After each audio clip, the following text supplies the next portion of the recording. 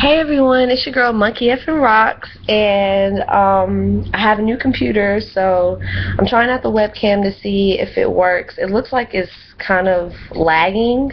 I'm not sure, but I don't have anything necessarily to talk about. I wanted to say hey and share some stuff I got. First, hope that my subscribers have been watching the RNC and the DNC. I missed the RNC, Republican National Convention. I wish I had watched some of it at least. I can probably find the highlights on YouTube and online, because I want to see both sides, even though I am a Democrat. But I always want to see both sides. Last night I watched Michelle Obama's speech and all the other representatives for the Democratic Party, and Michelle's speech just, oh my God, that woman, like, her speech was so good that even when I turned to Fox News and listened to Republicans talk about it, they were like, damn, that was a good speech. I can't even front like it wasn't. I mean, even though they didn't say it like that, but they were like, dang, that was a good speech. So it was amazing. I need to watch it again because throughout the speech I didn't hear a lot of it because I was just so hyped about, like, I would hear some stuff that she say and I'm like, ah, and me and my friends start talking about it before we listen to the rest of the actual speech. And she did an amazing job. She touched on everything. Her speech was so heartfelt, and it just really hit you right here in your heart. It was just so, I'm gonna appeal to the family aspect, and I'm going to appeal to the, this is who my husband is, despite what you guys think about him. This is who my husband is, and this is who he was when he came into office, and this is who he is, and I want you guys to know that, and know that he cares about the people in our country. He cares about, the people that don't have a lot, the people that do have a lot. He cares, and he wants to help everyone. And her speech was so beautiful. As you may notice, I'm wearing an Obama shirt that my mom gave me. It's kind of corny, but whatever. Last night, it used to be a long sleeve shirt, but I cut it up last night so I could wear it so it actually look appealing. But my mom gave me this when he was running the first time, and it says, I'm asking you to believe, this is our time, this is our moment. It says some more stuff on the back, I can't remember, and I cut up the back so it's probably not legible anymore, but I'm ready again. This is going to be my first time voting for president. It's not my first time voting ever because I voted for Amendment 1. I voted against Amendment 1 and all that stuff back in May, but this is going to be my first time voting for president, and I'm really excited. I cannot wait to go vote. I'm so excited, and I hope all my subscribers, I hope you all go vote because this is an important election. I'm a college student, okay? And as a student, it's so important to me to have a president, to have people in office that care about the students. Excuse me for a moment. I got some messages on my phone. I got a new phone too. I'm excited. Look at it.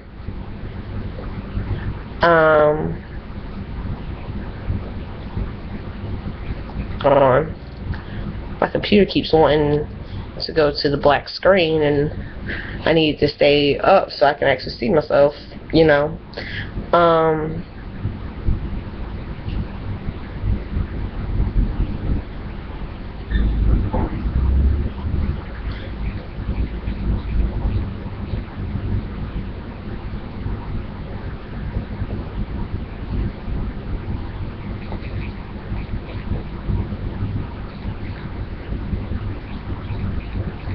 I'm sorry, y'all. Texting my dad. Oh my gosh. Well, my dad's texting me. He's working the DNC right now because I'm from Charlotte, and my dad's in Charlotte, and he works with the police and fire departments, and he actually works for the Academy for the Police and Fire Academy, and so they've been, you know, working with the DNC, and I'm just really excited. He said he's trying to get a picture with the president so that it'd be something for us to have, you know, something for us to hold on to and have for when, he said, for when he's gone. And I'm like, Dad, don't talk like that. And then before he got off the phone with me, he was like, Taylor, I'm really proud of you. And I'm just like, you don't know how much that means to me, Dad. You don't know. If you watch this video, Dad, which you probably won't, you don't know how much it meant to me. I cried when I got off the phone because it means everything to me to make you proud, because I love you. But anyway, I have another text message. Dang it. Alright. But I got some books today at the UNCG bookstore. No, they say lowest price is guaranteed, and it's not. But anyway, I got this by my dad, The Legend of Muhammad Ali, and it has a whole bunch of pictures and little documents and stuff. I don't know if y'all can see it. It has pictures and documents and all kinds of stuff for him, and I know my dad's gonna love it. I cannot wait to give it to him. His birthday's at the end of the month, so I'm really excited to give it to him.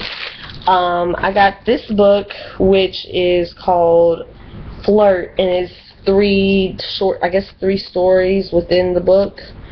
I don't know. I'm not really big on erotica or romance novels, so I'm not really, I don't know. It was $5, so I'm like, it's a $5 book.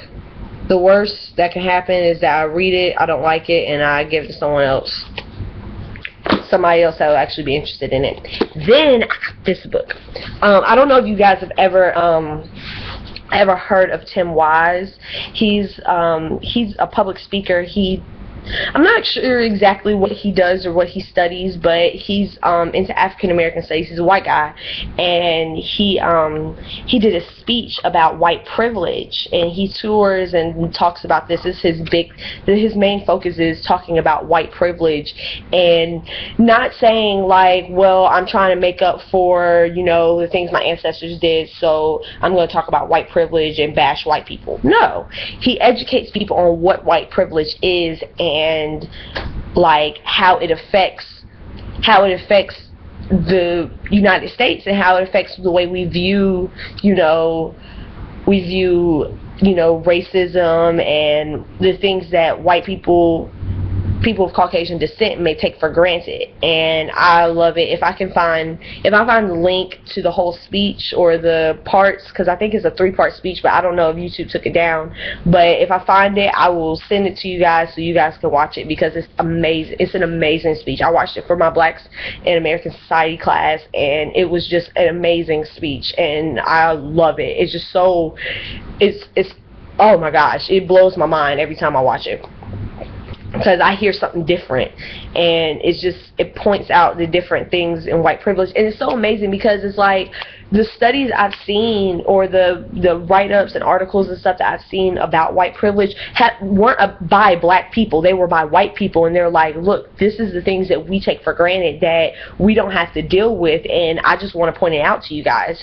So this book is called White Like Me by Tim Wise. The back of it says, with a new preface and updated chapters, White Like Me is part memoir, part polemical,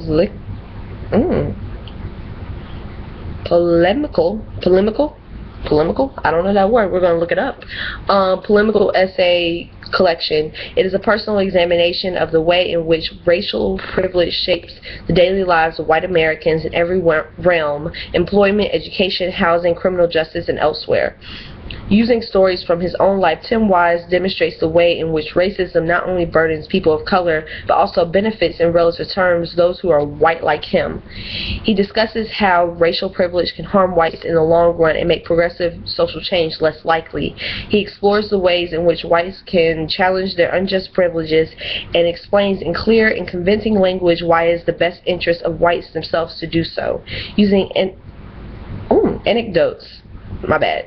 Excuse my illiteracy right now. Ugh. It's using anecdotes instead of stale statistics. Wise weaves a narrative that is at once readable and yet scholarly, analytical, and yet accessible. I'm sure that this is going to be a great book, because he's a great speaker, and so many people have spoken so highly of him and his speeches, like not only my professors, but people like Michael Eric Dyson and Cornel West and people like that. I'm excited. I'm such a nerd. I'm such an African American studies nerd. Oh my gosh. Dang, I'm already at 10 minutes. I'm about to be at 11 minutes. Ooh, I've been talking a lot. I'm just excited because, I mean, right now I'm taking a lot of classes that are kind of, you know, they're heartbreaking classes, honestly. I'm taking early African American writers. I'm gonna show you guys my anthology for that. I'm taking early African American writers, and this, look how thick this is. This is my anthology. Call and Response, the Riverside Anthology of the African American Literary Tradition. And we're talking about Phyllis Wheatley right now. Next class we're going to be talking about Benjamin Banneker and Thomas Jefferson. And then I'm taking Race and Slavery, which is a history class, and that teacher is so tough. Oh my gosh, like, he's nice in a way, but he's really tough about the reading, and some nights he'll give us stuff that's like 60, 70 pages of reading for one night, and I'm like, that's like this much of this book. That's 80 pages, but still, that's a good chunk of this book, you know. So I'm like, that's difficult to deal with. And then the topics and talking about the gruesome realities of the slave trade. Right now we're in the slave trade, and we're talking about the gruesome realities of the African diaspora, and, you know, just how the trade actually works, because a lot of people are under the impression that, you know, that black people were just chilling, you know, running around with the titties out, you know, chilling in this paradise of Africa, all of Africa, not just any specific country, but, you know, people ignorantly put all of Africa as one country, but, you know, thinking, oh, we're chilling in West Africa, we doing our thug thizzle, and then here comes some white people, they take us away, and we just go, and then we're just put in a boat. That was only like 20% of the trade. Most of the people that were traded were prisoners of war. Most of the slaves that were traded were prisoners of war. They were used as collateral. They were indebted to someone, so there were other people in their country that had higher status and higher power that traded them, that were like, well, they're already our prisoners, and you got some stuff that we want, and we have slaves. It was like one part, I can't remember what country it was, but there was one country where they were, before they were trading slaves with the Europeans, they were trading gold, and then they ran out of gold, so they started trading slaves. And so it's a lot more than what people think. It's a lot more than Roots ever shows us. It's so much deeper than what we think. It's not like, first of all, it's not like all parts of Africa are third world and they're poor and they just are ignorant and stuff. No, they have, in Africa, there's so many different types of places, there's so many different types of cultures. You have like different cultures, like full-on cultures in Africa. Like you have the places that are like super progressive, and they had empires that were greater and far more advanced than any European empire. The only difference is that in Europe they were more, you know, studying science and literature and stuff, and in Africa they had these empires that were damn near industrial, I mean, not industrial. They weren't industrial, but they were like, they were advanced. They had different technology. It was just different. It wasn't like a thing of, well, they're dumb because they're not, you know, doing all the book stuff. No, they just, it was different. They were more concentrated on certain other things rather than the reading. I mean, not reading, because they read too, but they had their own language, and they have their own languages and stuff. So anyway, that's just different parts of Africa. And I'm getting all educational and stuff, but I have to talk about it, like, because I have to get this out of my system so that I won't feel emotionally crazy when I leave class, because y'all don't understand how difficult it is to. It's difficult being at a PWI and having to be in these classes where you hear about how white people or Europeans that later turned into just classified as just white people, but you have these Europeans / white people that are, you know, coming in and buying black people like it's just like we're buying phones, buying black people like we buy houses, like we buy cars, and they're buying these Africans and putting them to work and for no pay, and it's like, and treating them so crappy, like treating them like cargo, not treating them, not, you know, accommodating them during the travel, the voyages from Africa to the New World, but like treating them like cargo, like. And oh my God, the Portuguese were the freaking worst. There were more slaves going down to South America and the islands and all that stuff, going down to Brazil, than there ever were coming to the United States. Oh my God, like I saw the picture of where they were going and stuff, and it was crazy. I have so much I want to say on this. Oh, let me put one myth to rest. During the earlier parts of the slave trade, you know how we talk about how the United States, they thought of the Africans and black people as, you know, 3/5 of a human and all that stuff. That's a much later idea. That's far from, you know, what started, because it was a thing of, they saw, like, they weren't stupid. Europeans weren't stupid. They saw, okay, well, he can create. He's a blacksmith. This group of people right here, they're good at making this. We have this group of people over here that knows how to they know how to plant and harvest rice. We have these people that know how to do sugar. So we're going to take these people and use their skills and bring it over to the New World. And they didn't see them as less than human. They saw them as human beings with intellect and skills.